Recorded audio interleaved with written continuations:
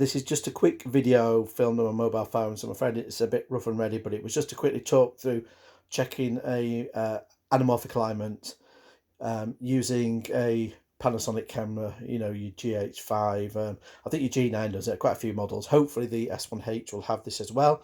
But one of the nice features is the level gauge.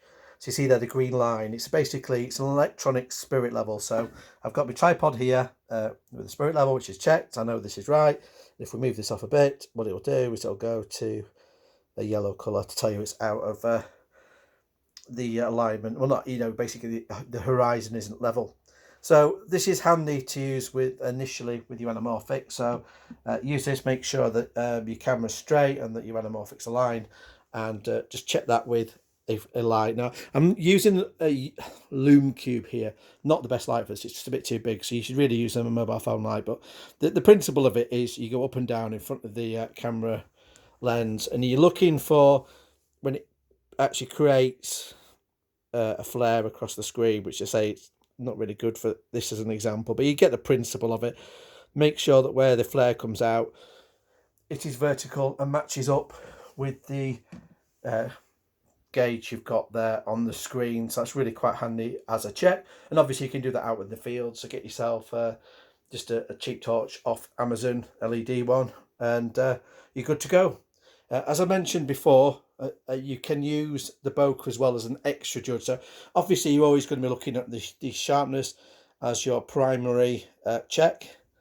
So you'll be using either an external screen, external monitor, and coming in and out and checking, make sure that whatever you've got as your subject is looking nice and sharp. I mean, I like to use LCD displays. You can use charts, whatever, you know, whatever floats your boat. A nice thing with the screen on the back of the especially GH cameras, you can punch in. So here I go like to 5 times and you can see it, so you don't have to go out and get a screen.